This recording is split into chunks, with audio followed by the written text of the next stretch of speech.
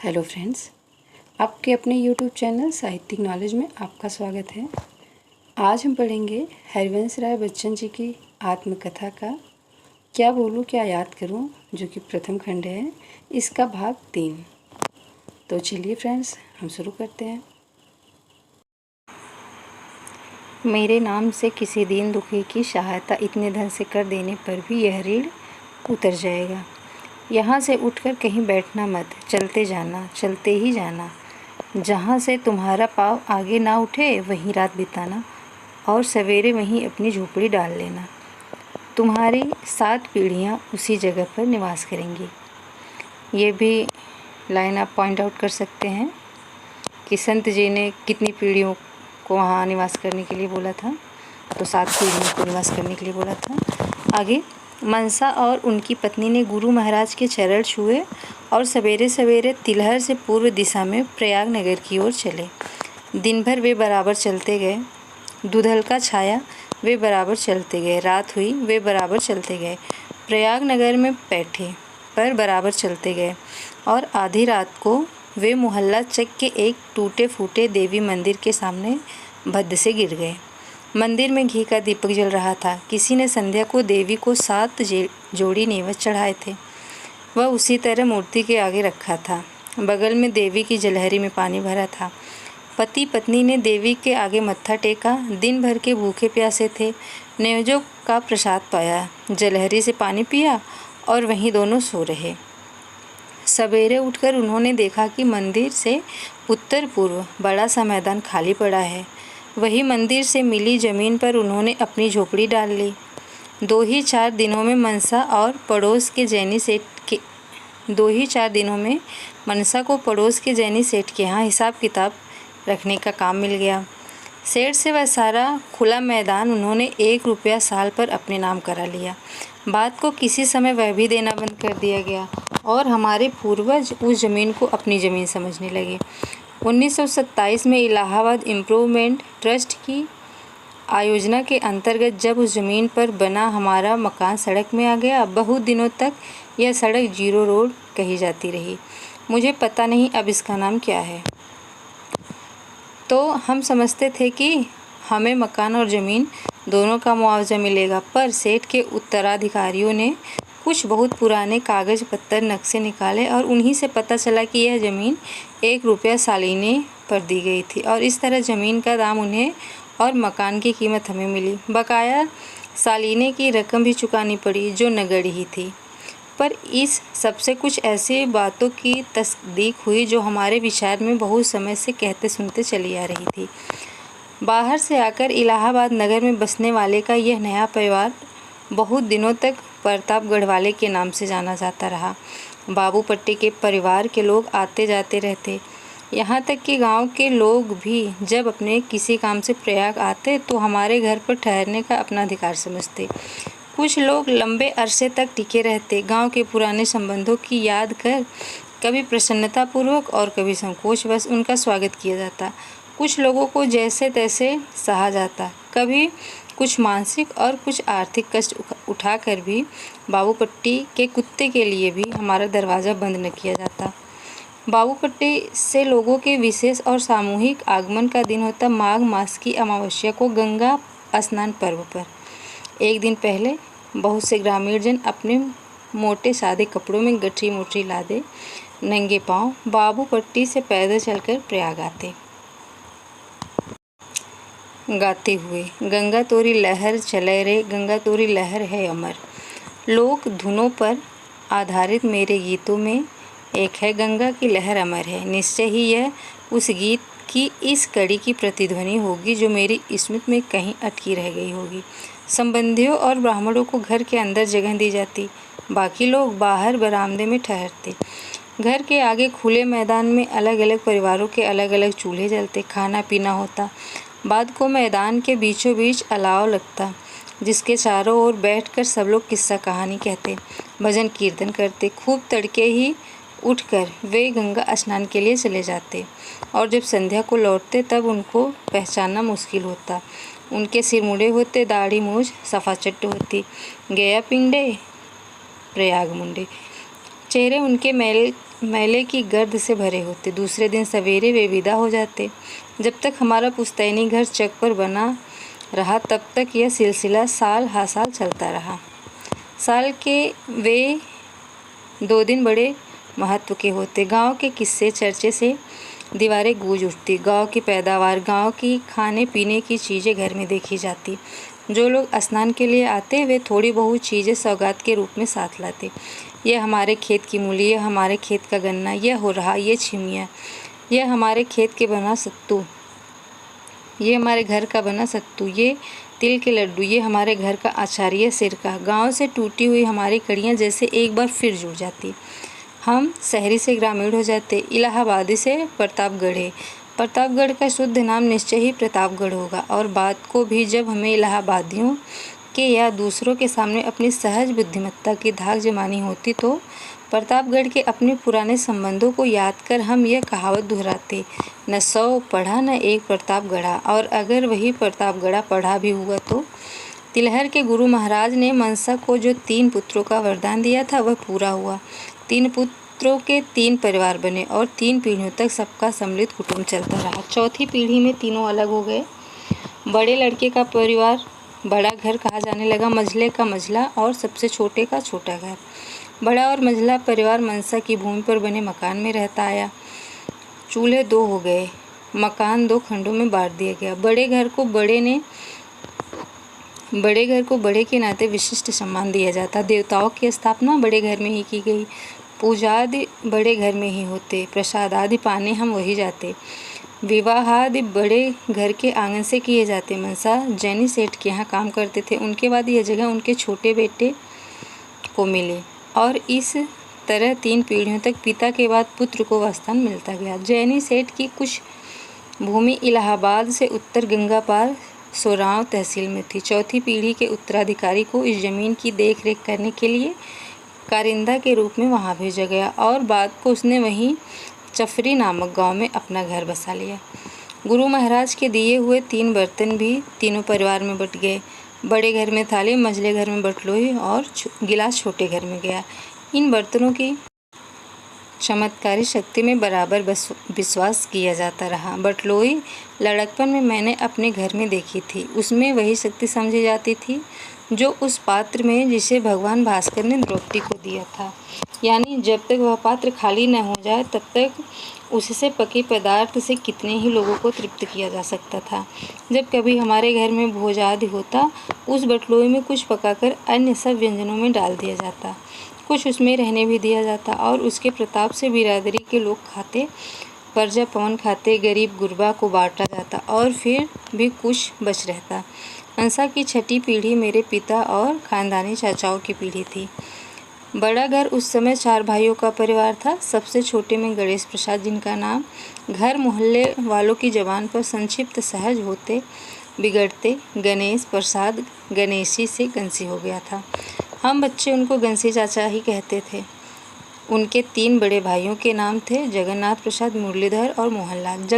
जगन्नाथ प्रसाद एक पुत्र और एक पुत्री और मुरलीधर एक पुत्री और पत्नी को छोड़कर अल्प आयु में ही स्वर्ग सिधारे। गणेश प्रसाद ने जगन्नाथ प्रसाद के और मोहनलाल ने मुरलीधर के अनाथ परिवार के भरण पोषण का भार अपने कंधों पर लिया। उनकी वृद्धा माता ने, जिन्हें हम बचपन में बड़की कहा करते थे, अपने छोटे लड़के के साथ रहना पसंद किया। इस प्रकार परिवार का एक प्रकार से संतुलित विभाजन हो गया। रहने का घर एक ही था। चूल्हे 2 जला करते थे। जिस समय जगन्नाथ प्रसाद और मुरलीधर की मृत्यु हुई उस समय मोहनलाल और गणेश प्रसाद की पढ़ाई ही चल रही थी। मोहनलाल पढ़ने में ज़्यादा तेज थे। FA में उन्हें प्रथम श्रेणी मिली थी। पर जब बड़े भाइयों की असामयिक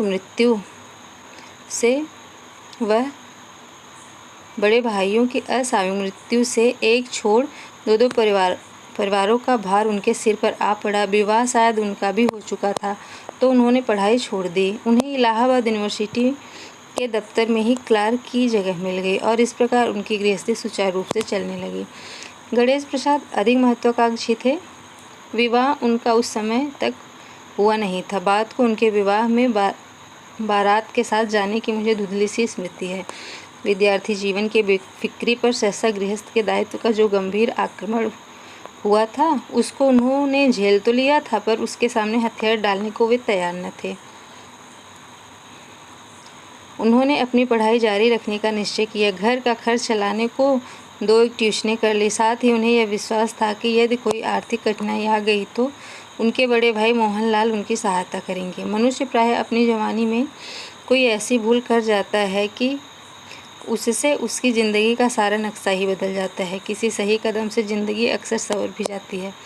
गणेश प्रसाद से एक ऐसी ही भूल हो गई। उन दिनों बलिया के डॉक्टर गणेश प्रसाद की ख्याति भारत के सबसे बड़े गणितज्ञ के रूप में फैल रही थी। गणित के प्रश्नों को हल करने में उनकी तल्लीनता का एक किस्सा भी कहा जाता है। एक बार उनके पाँव में एक फोड़ा निकल आया। डॉक्टरों ने ऑपरेशन की सलाह दी। डॉक्टर गणेश प्रसाद ऑपरेशन कराने को राजी हो गए, पर क्लोरोफॉर्म लेने को नहीं। उन्होंने कहा कि उन्हें गणित का कोई बहुत कठिन प्रश्न दे दिया जाए और जब वे उसे हल करने में डूब जाएं तब उनका ऑपरेशन कर दिया जाए, और ऐसा ही किया गया। सुना है कि रमण महर्षि ने कैंसर का ऑपरेशन भी बिना क्लोरोफॉर्म लिए कराया था। इस किस्से में कितना तथ्य है, कितनी कल्पना, मैं नहीं कह सकता, पर निश्चय ही इसको कौतूहल के साथ सुना जाता होगा। और डॉक्टर गणेश प्रसाद की समाधिस्थ ऋषि की तस्वीर लोगों की आंखों के आगे आती होगी। सम नाम होने का भोला सा गर्व अनुभव करते करते घनसी चाचा पर यह सनक सवार हो गई कि मैं दूसरा गणेश प्रसाद बन सकता हूँ, और अपनी इस भूल की कीमत वे जिंदगी भर चुकाते रहे। FA पास करने के बाद ही BA में एक विषय के रूप में उन्होंने गणित ली और वह उनके गले की फांसी हो गई। कई वर्षों तक वे गणित के कारण BA में फेल होते रहे। उनका फेल होना साल की एक प्रत्याशित घटना सी हो गई। मुझे अपने बचपन की याद है। गर्मी और बरसात के बीच एक दिन ऐसा आता जब उनके घर में रोना पीटना मचता, चूल्हा न जलता और सुनाई पड़ता कि घनसी चाचा फेल हो गए। और मोहन चाचा व्यंग और क्रोध से कहते, ससुरऊ चले हैं डॉक्टर गणेश प्रसाद बनने। आश्रित प्राणियों के लिए रोटी कपड़ा जुटाने के लिए ट्यूशनों पर मारे मारे फिरते और रात को जाग कर गणित की न सुलझने वाली गुत्थियों से माथापच्ची करते करते घनसी चाचा का स्वास्थ्य चौपट हो गया। बारंबार की असफलताओं ने उन्हें बिल्कुल तोड़ दिया।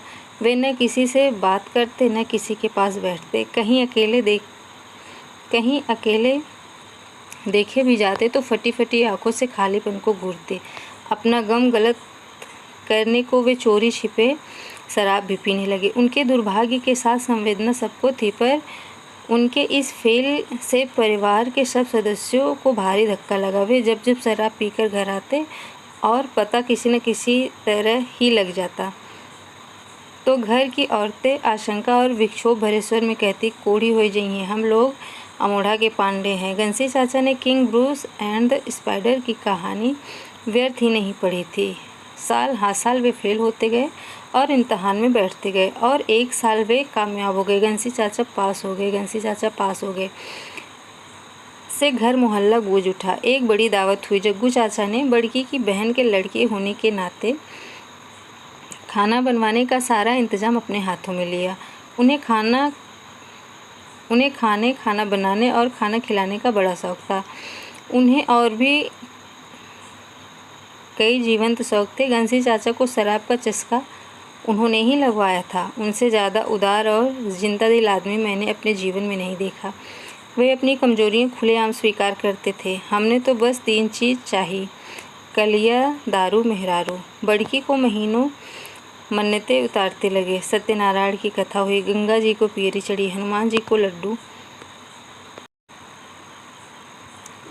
गाजे मैया को मलीदा चढ़ा। वे भी हमारे घर के देवताओं की पंगत में किसी समय आ बैठे थे। और भी बहुत से देवी देवताओं की पूजा हुई। मनसा की संतानों में ग्रेजुएट होने वाले घनसी चाचा पहले व्यक्ति थे। उन्हें शीघ्र ही कायस्थ पाठशाला हाई स्कूल में गणित के अध्यापक के रूप में जगह मिल गई, जिस पर वे अपनी वृद्धावस्था तक काम करते रहे। अवकाश प्राप्त करने के थोड़े ही दिनों बाद उनकी मृत्यु हो गई। वे कोढ़ी नहीं हुए। अब इसको लगभग 20 वर्ष हो चुके हैं। घनसी चाचा को अच्छे कपड़े पहनने का शौक था। हमारे खानदान में हैट और टाई के साथ सूट पहनने वाले वे पहले व्यक्ति थे। साइकिल की सवारी करने वाले भी।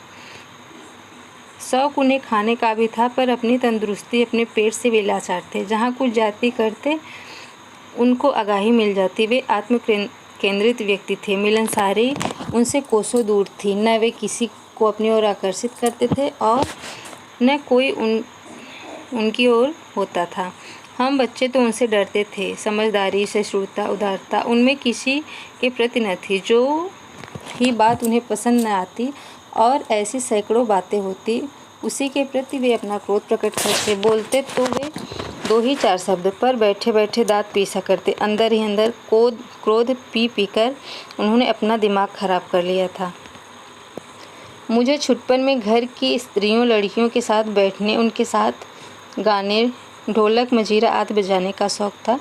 यह बात घनसी चाचा को फूटी आँख नहीं सुहाती थी। मुझे कभी ऐसे देखते तो मेरी तरफ कड़ी नज़रों से घूरते, दांत पीसते, कहते मेहरा, और मैं बगैर उसकी परवाह किए जब मुझे अवसर मिलता स्त्रियों में बैठकर गाता बजाता। मेरी माँ की प्रतिक्रिया अधिक तीव्र होती। वे कहती, जे हमरे बेटवा का मेहरा कहे वो खुद मेहरा हो जाए। तब तो मुझे मेहरा शब्द का अर्थ भी नहीं मालूम था। मेहरा इलाहाबाद की बोली में नपुंसक को कहते हैं।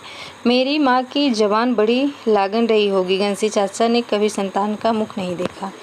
जवानी के उतार पर उन्हें सहसा फूल पौधों का शौक हुआ। तरह तरह की पत्तियों के करोटन आए, पाम आए, गमले मंगाए, रंगाए गए, उसमें तरह तरह के अंग्रेजी फूल लगाए गए। छोटी छोटी खपच्चियाँ लगाकर उनके नाम की चीटें लगाई गई। सुबह शाम जब देखो तब घनसी चाचा पेड़ पौधों की देखरेख, सिंचाई, सफाई में लगे रहती। वे एक एक फूल पत्ती को ममता भरी दृष्टि से देखते, जैसे ये उनके बच्चे हों। और वास्तव में जीवन में बच्चों का अभाव ही था। जो पेड़ पौधा के रूप में प्रकट हो, उनसे ममत्व उगा रहा था। और हमारी उम्र थी कि फूलों को तोड़ने और पत्तियों को नोचने के लिए हमारे हाथ में खुजली होती रहे। उनकी तो फूल पत्ती पत्ती गिनी रहती। कभी हमें फूलों के पास देखते तो कहते, अगर एक भी फूल पत्ते को हाथ लगाया तो यहीं खोद कर गाड़ दूंगा। और फूल पत्ते तो कभी कभी हमारी छाया से भी टूट जाते थे। और मैं डरा डरा कल्पना करता था कि घनसी चाचा आएंगे, फावड़े से एक गड्ढा खोदेंगे और फिर मुझे उसमें लेटाकर मुझ पर मिट्टी डालते जाएंगे।